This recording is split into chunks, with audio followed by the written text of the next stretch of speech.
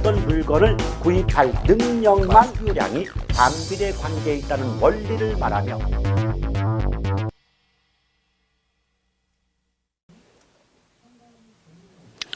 자, 이제 517쪽의 7번 환원이율 부분입니다. 자, 환원이율이라고 하는 것은 거기 써 있지만 대상 부동산으로부터 발생할 것으로 기대, 즉 예상되는 순수익이 그 물건의 원본 가격에서 차지하는 비율이다. 오, 말 어렵죠. 한마디로 수익률입니다. 수익률. 그러니까 그 대상 부동산의 원래 가격에서 수익이 차지하는 비율이니까 그 가격이라고 하는 건 대상 부동산에 대한 투자액이라고 볼 수가 있겠죠. 그럼 가격에 대한 순수이익의 비율이 바로 뭐다? 환원이율이다라고 보시면 되는데 이게 어떤 구조냐면 보세요. 지금 아까 수익가액은 환원이율분의 순수이익이다. 이런 공식이 있었잖아요. 그러면 결국 환원이율은 수익가액이라고 하는 건 수익환원법으로 구해진 대상 부동산의 가격 아니겠습니까? 그럼 가격에 대한 순수이익의 비율이 바로 뭐다? 환원이율이다라고 보시면 되겠어요. 따라서 환원이율도 일종의 수익률로 이해하시면 되겠습니다. 근데 이런 환원이율은요, 크게 자본 수익률과 자본 회수율의 합으로 보시면 되는데요. 이때 자본 수익률은 다르게 말하면 할인율이라고 표현해 볼 수 있겠고 자본 회수율은 상각률에 해당이 돼요. 이런 상각률은 잔존 내용 연수분의 1로 즉 남아있는 수명분의 1로 그 값을 구할 수가 있게 된다는 거죠. 그런데 이런 환원율을 구하는 방법에는 무엇이 있을까요? 바로 요시투일부가 있다는 거죠. 그럼 요시투일부가 뭐냐? 요는 요소구성법인데 요소구성법을 다른 말로 조성법이라고도 하고요. 시는 시장추출법이죠. 자, 교재에 다 나와 있습니다. 또 투는 투자결합법, 또 L은 L우두법, 또 부는 부채감당법. 자, 이렇게 말이 나와 있죠. 자, 그럴 때 일단은 그 환원율 아래쪽의 공식을 보면은 자본 수익률 더하기 자본 회수율 이렇게 표현되어 있지 않습니까?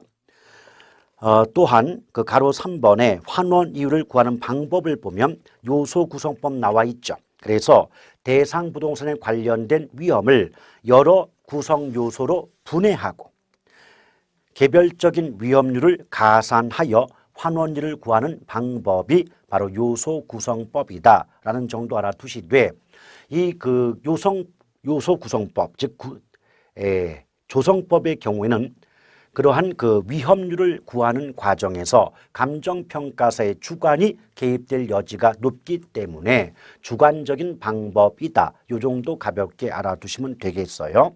그래서 거기 보면 그 요소 구성법에서 세 번째 줄에 위험률을 추계할 때 평가사의 주관 개입의 소지가 높다라는 말 들어가 있습니다. 굳이 공식까지는 외울 필요가 없는 대목이고 또 동그라미 2번 시장추출법에 보면은 이것은 최근 시장에서 매매된 사례로부터 직접 환원이율을 구하는 방법이 되죠. 그래서 여러분 교과서로 보면 첫 번째 줄 최근 시장에서 매매된 사례에서 끊고 세 번째 줄에 자본 환원율 즉 환원이율을 구하는 방법이라고 가볍게 알아두시면 되겠어요.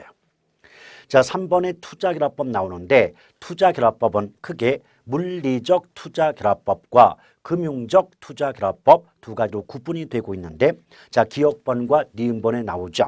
근데 물리적 투자결합법은 토지의 환원이율과 건물의 환원이율이 상이함을 서로 다름을 전제로 종합적인 환원이율을 구하는 방법이거든요.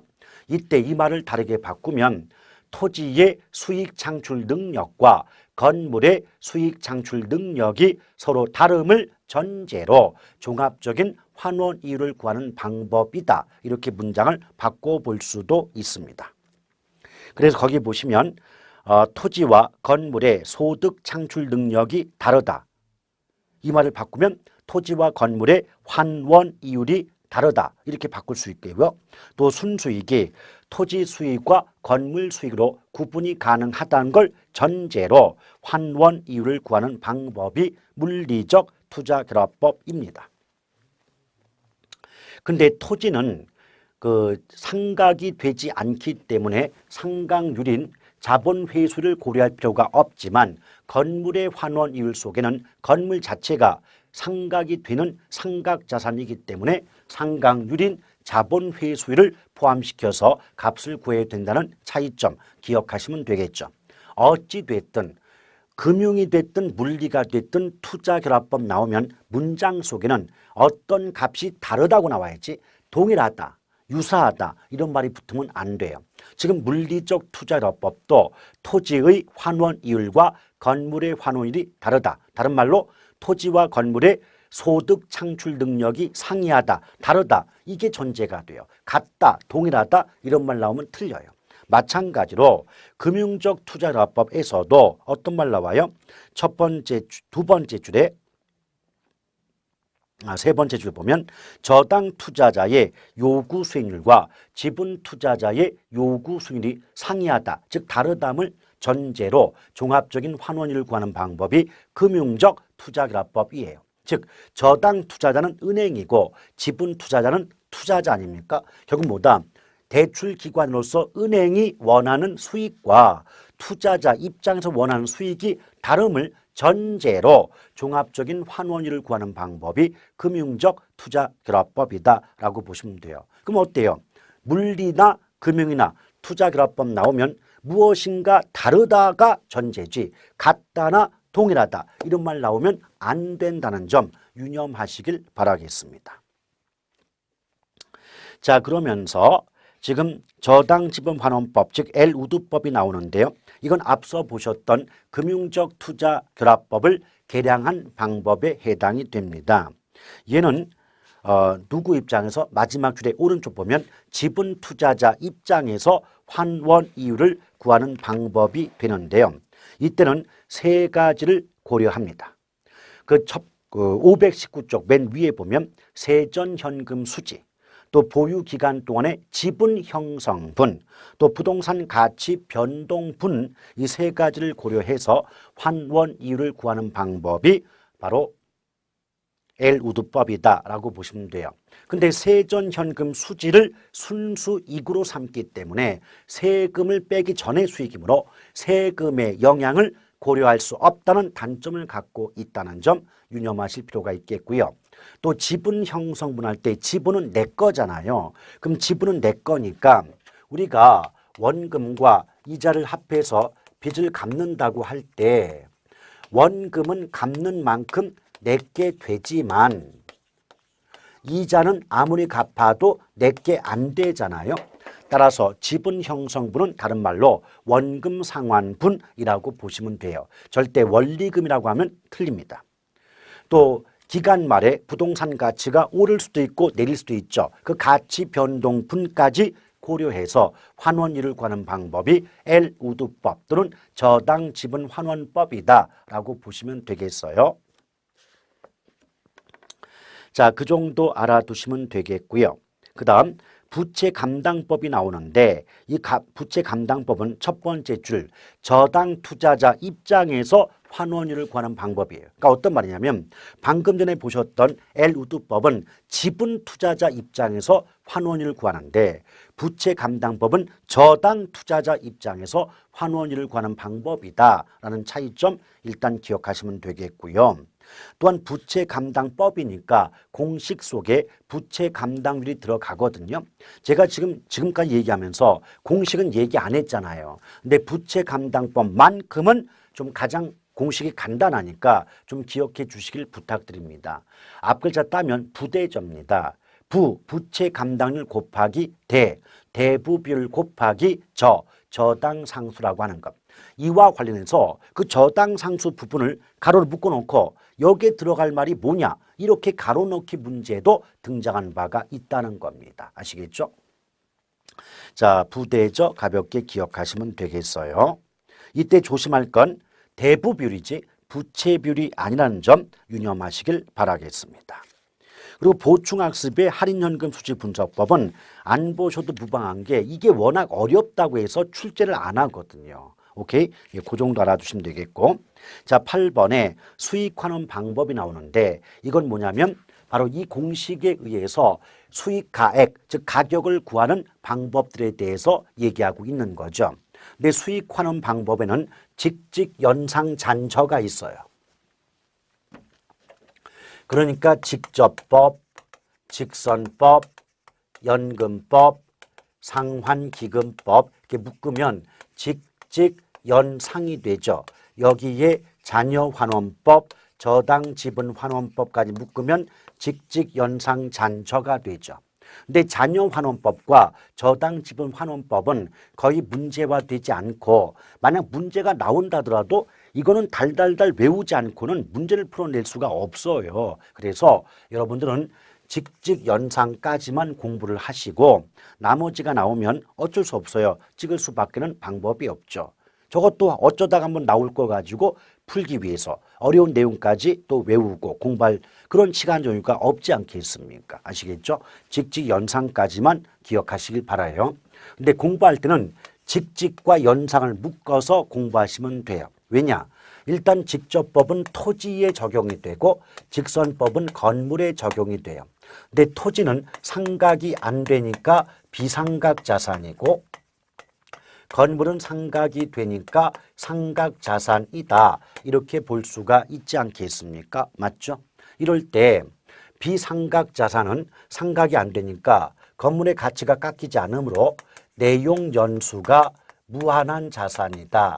이렇게 말을 바꾸기도 해요. 근데 상각이 되는 건 언젠가는 그 건물은 뭐 없어지지 않겠습니까? 뭐 철거가 되든 간에. 그래서 내용 연수가 유한한 자산이래요. 그러니까 내용 연수는 어떤 물건의 수명이다라고 보시면 돼요. 근데 토지라고 하면 금방 알아듣으니까 대지, 염전 등에 적용이 된다. 이렇게 말을 바꿔놓는 경우가 있더라는 거죠. 또한 둘 다 값을 구할 때는 같은 공식이에요. 수익가액은 환원이율분의 순수익으로 각 값을 구한다. 이 공식 자체는 똑같은데 아까 우리 봤듯이 환원이율은 자본 수익률과 자본 회수율의 합 아니겠습니까? 근데 자본 회수율 자체가 상각률이라고 말씀드린 바가 있죠.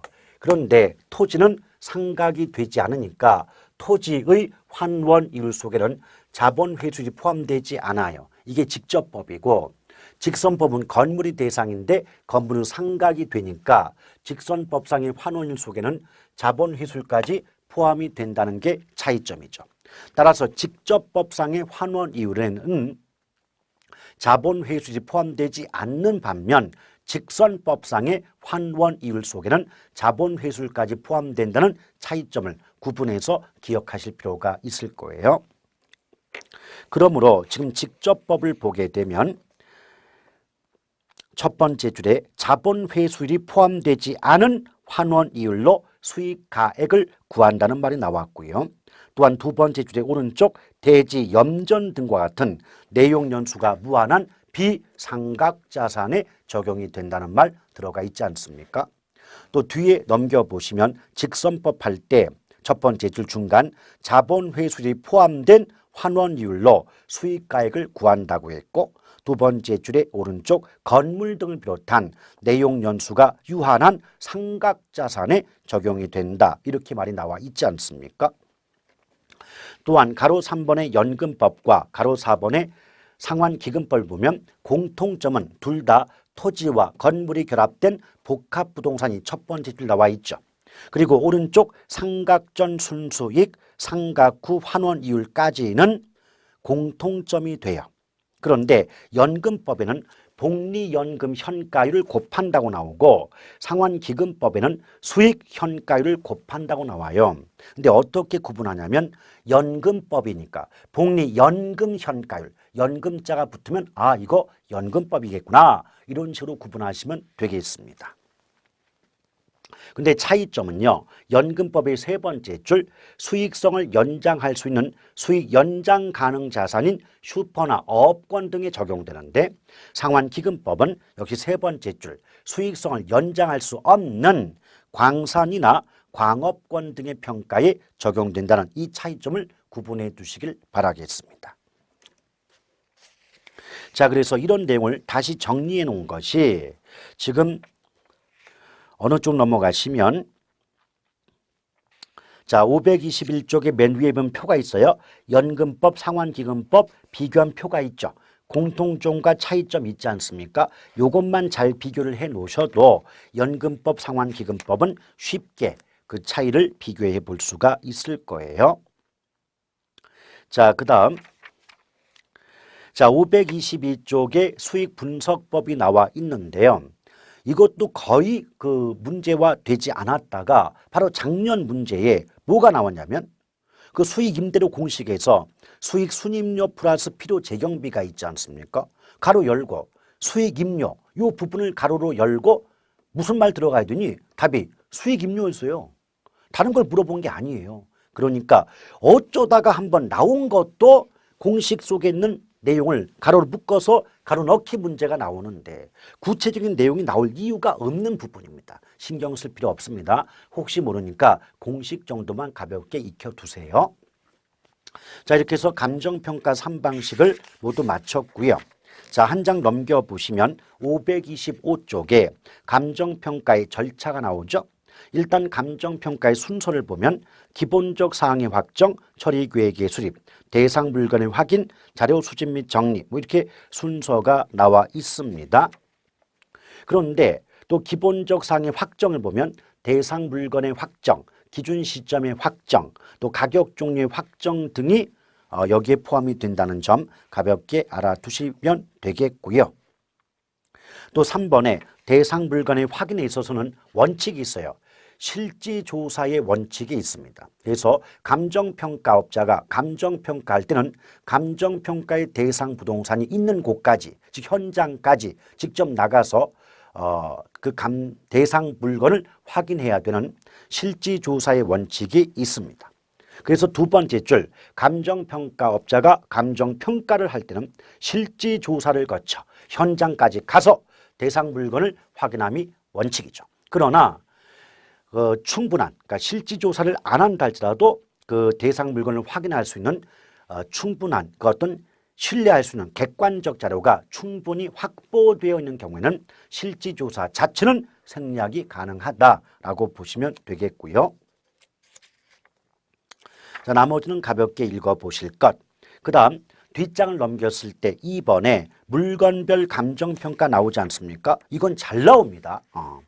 근데 1번 토지를 보면 아까도 말씀드렸지만 토지자가 나오면 공시지가 기준법이 답이다라는 거 기억하시면 되겠고요.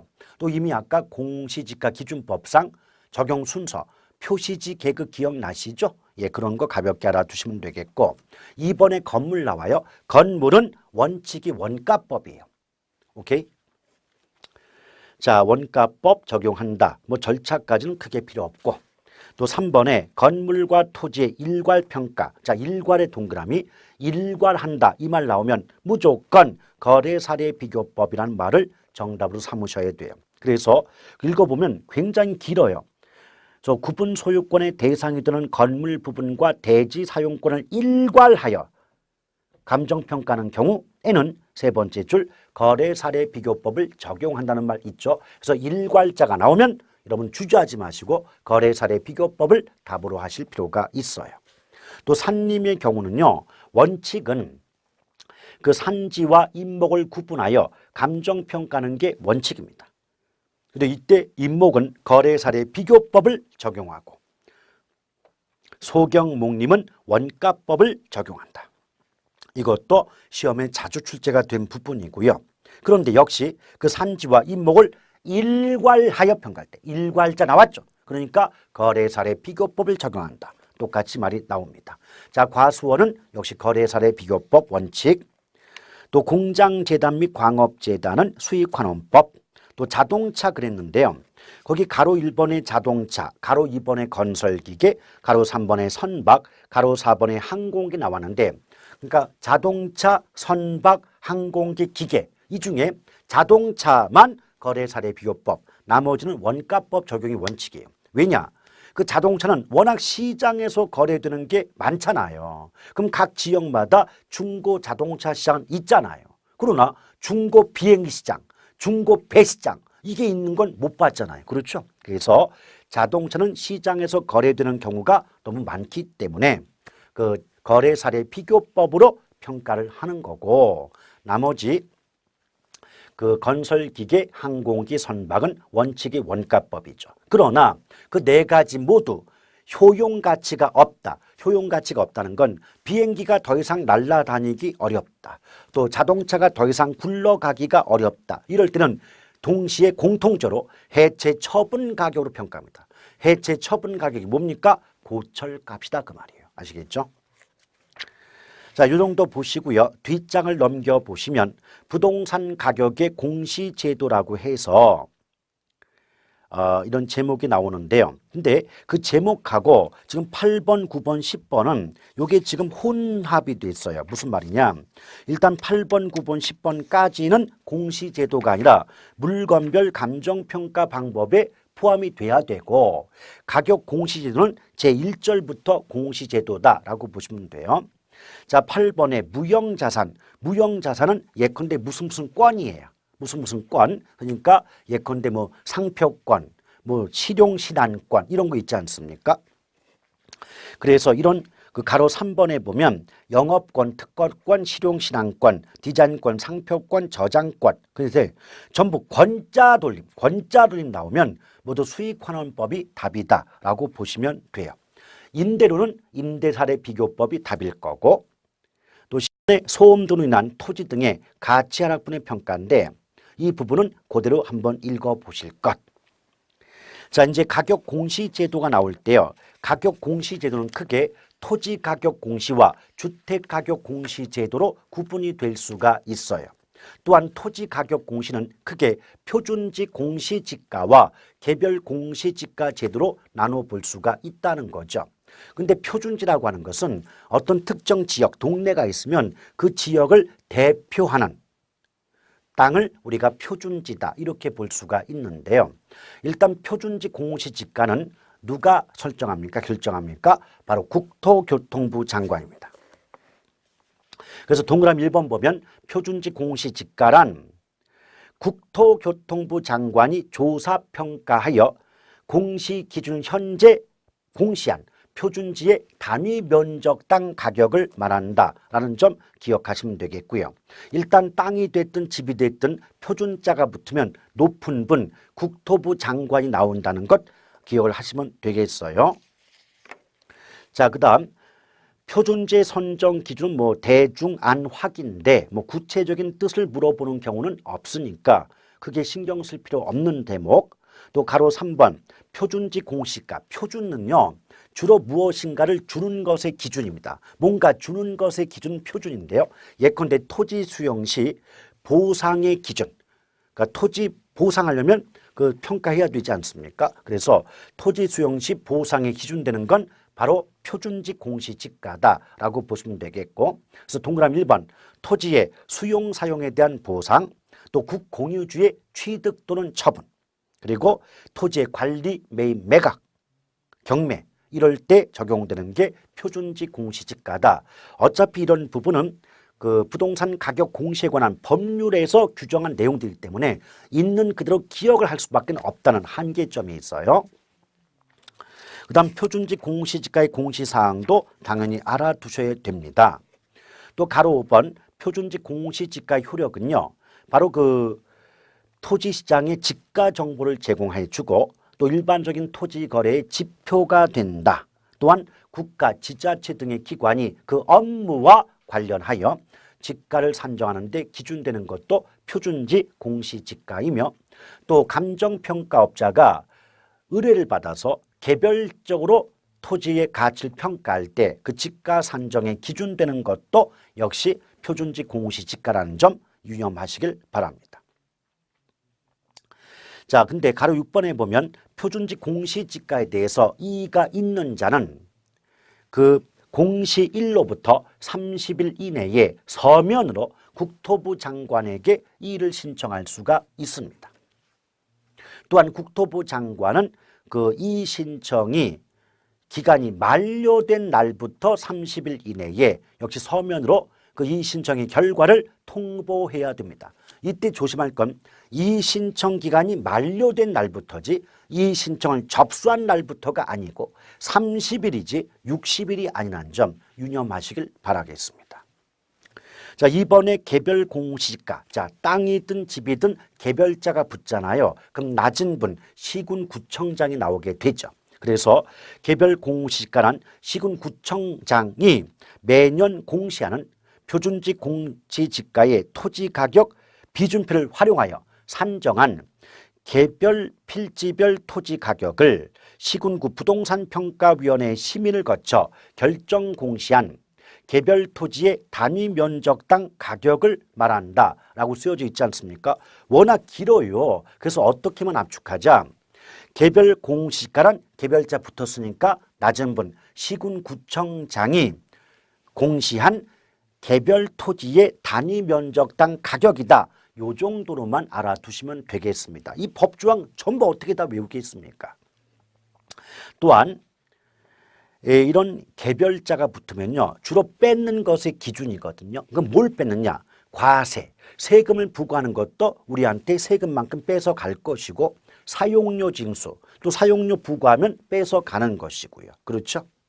그 다음에 어떤 부담금의 부과, 부담금 부과하면 역시 그만큼 우리에게 뺏어가는 거지 않습니까? 그래서 과세, 그 다음에 부담금, 그리고 사용료 징수의 기준, 뭔가 뺏는 것의 기준은 바로 개별이다. 이 정도 알아두시면 돼요. 그래서 거기 보시면은 동그라미 2번의 세 번째 줄, 각종 부동산 조세 및 부담금의 부과 기준이 바로 뭐다? 개별 공시지가란 말 나와 있지 않습니까? 또 표준지로 선정된 토지에 대해서는 별도로 개별 공시지가를 산정하지 아니할 수 있다는 점, 그리고 표준지 선정된 그 토지는 그 땅의 토지의 표준지 공시지가가 곧 개별 공시지가가 된다는 점도 아울러 기억할 필요가 있겠죠. 자, 그러면서 지금 가로 3번 오른쪽 531쪽의 가로 3번 개별 공시지가의 활용 부분을 보게 되면 지금 개별 공시지가는 개발 부담금의 부과 기준 및 국세, 지방세의 과표 조정 자료로 활용된다. 다시 말하면 뭔가 뺏는 것에 기준되는 게 개별 공시다라고 보시면 되겠고, 역시 개별 공시가에 대한 이의 신청도 표준지와 마찬가지로 그 공시일로부터 개별 공시가 결정 공시일부터 30일 이내에 서면으로, 자, 개별자 붙었으니까 낮은 분 시장 군수 또는 구청장에게 이를 신청하고요. 그 이를 접수한 시군구청장은 이 신청 기간이 만료한 날부터 30일 이내 역시 서면으로 그 이 신청의 결과를 통보해야 됩니다. 아시겠죠? 자, 이제 주택가격 공시를 보면 주택가격은 크게 단독주택과 공동주택 구분하는데, 공동주택은 아파트라고 보시면 돼요.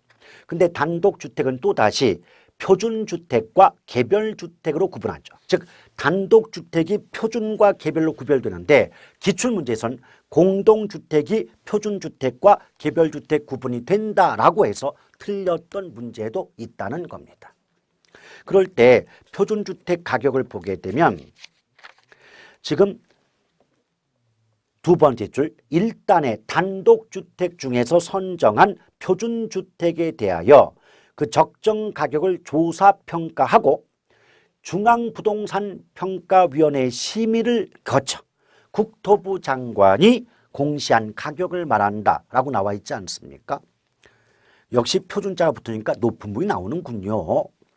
그 다음에 또한 표준주택 가격 공시 효력은 국가나 지자체 등이 그 업무와 관련하여 개별 주택 가격을 산정하는 데 기준이 된다. 즉 표준지든 표준주택이든 표준자가 붙으면 국가, 지자체 등의 기관이 업무와 관련하여 표준지면 개별 토지 지가 산정의 기준되고, 주택이면 개별 주택 가격을 산정하는 데 기준이 된다. 즉 표준은 개별의 기준이 된다는 점 유념하시길 바랍니다. 그러면서 표준주택의 평가 기준 나오는데 자, 니은번 실제 용도 기준 평가. 그래서 공부상의 용도에도 불구하고 공시 기준일 현재의 실제 용도를 기준으로 평가돼 일시적 이용은 고려하지 않는다는 점 함께 기억할 필요가 있겠습니다. 자, 뒤집어서 표준주택 가격의 공시상 출제가 된 바가 있고요. 또 표준주택 가격에 대한 이신청 역시 똑같습니다. 결정 공실부터 30일 이내 서면으로 표준자 붙었으니까 높은 분 국토부 장관에게 신청합니다. 자, 개별주택 개별자 붙었으니까 낮은 분 나오겠죠. 그럼 시장 군수 또는 구청장 나올 거예요. 그래서 개별주택의 가격을 결정 공시한다는 말 나와 있고요. 자, 쭉 한번 읽어보시고 또 디귿번 보면 표준주택으로 선정된 단독주택은 그 당의 표준주택 가격을 곧 개별주택 가격으로 본다. 즉 표준이 곧 개별이 된다. 즉 땅도 마찬가지예요. 표준지로 선정된 토지에 대해서는 그 당의 표준지의 공시지가를 개별 공시지가로 보거든요. 즉 표준이 곧 개별이 된다. 이런 조문의 어떤 그 구조도 함께 기억할 필요가 있지 않겠습니까? 자, 역시 이 신청 30일입니다. 서면으로 개별이니까 시군구청장. 자, 오른쪽 2번 공동주택. 자, 공동, 집은 공동자가 나와도 높은 분이에요. 국토부 장관이 나옵니다. 자, 이런 말 나오고요. 그 다음에 쭉 나머지 거 읽어보시고 주택가격 공시의 효력은 역시 표준주택 가격은 국가, 지자체 등의 기관이 업무와 관련하여 개별주택 가격 산정할 때 기준이 되고 개별주택 및 공동주택 가격은 어때요? 주택시장 가격 정보를 제공하고 국가, 지자체 등의 기관이 과세 등의 과세, 뭔가 빼서 가는다. 이 말 나오면 개별자 나오는 거예요. 과세 등의 업무와 관련하여 주택가격을 산정할 때 기준이 되는 건 개별주택 및 공동주택 가격이다. 기억하시면 되겠습니다. 그 다음에 535쪽을 넘어가시면 제2절 감정평가 및 감정평가사에 관한 법률 이게 새롭게 분리가 돼가지고 2016년 작년 9월부터 시행이 되는 새로운 법률이에요. 여기서 보면 제2조 정의에서 1번의 토지, 2번의 감정평가, 3번의 감정평가업 요 정도는 의미를 좀 알아두실 필요가 있는 것이고요. 그렇죠? 자, 그러면서 지금 뒷장으로 넘어가시게 되면 어떤 말이 나오게 되냐면요. 여러분 거기 감정평가서에서 동그라미 1번 감정평가업자는 감정평가를 의뢰받은 때부터 지체 없이 감정평가서를 실시하고 또 감정평가 의뢰인에게 감정평가서를 발급해야 된다는 점 그 정도 밑줄 그어놓고 기억하시길 바라겠습니다. 자, 그러면서 쭉 내려오시다가 오른쪽으로 넘어오게 되면 자, 감정평가업자의 업무가 나와 있고요. 또 등록 및 갱신 등록 나오는데 자, 등록을 보시면 어때요? 지금 감정평가사 자격이 있는 사람이 업무를 하려 할 때는 대통령령으로 정하는 기간 이상의 실무 수습을 마치고 국토부 장관에게 등록해야 된다는 점 밑줄 그으시고 또한 이에 따라 등록한 감정평가사는 대통령령으로 정하는 바에 따라 등록을 갱신해야 되는데 이때 갱신 기간은 3년이라는 점 역시 밑줄을 그어 놓으시길 바랍니다. 그 다음에 사무소 개설 신고를 보게 되면 감정평가사가 감정평가업을 하는 경우에는 국토부 장관에게 감정평가 사무소에 개설 신고를 해야 된다는 점. 자, 그렇게 보시면 되겠고요. 자, 넘겨보시면 자, 제22조 사무소의 명칭을 보았을 때 감정평가업소는 사무소의 명칭에 반드시 감정평가 사무소라는 용어를 써야 된다는 점. 그리고 법인은 감정평가 법인이라는 용어를 써야 된다는 점 함께 기억할 필요가 있겠고요. 자, 그 다음 나머지 내용들은 쭉 읽어보시면서 이게 새롭게 분리된 법률이기 때문에 여러 부분을 열심히 익혀가지고 함께 기억을 해 두실 필요가 있겠습니다. 자, 이렇게 해서 우리는 부동산 가격 공시 제도까지 바로 감정평가 이론에 대한 설명을 모두 마치게 됐습니다. 자, 이제 많이 힘들으셨는데요. 이제 기본 수업은 이 정도로 마치고요. 이제 다음에 이어질 심화 수업에는 그 기본 때 하지 않았던 여러 가지 계산이라든지 좀 더 어렵고 복잡한 내용을 좀 약간이에요. 약간 추가해서 완성을 하는 단계로 이어가도록 하겠습니다. 기본 수업 수강하실 때 대단히 고생들 많으셨습니다. 수고하셨습니다.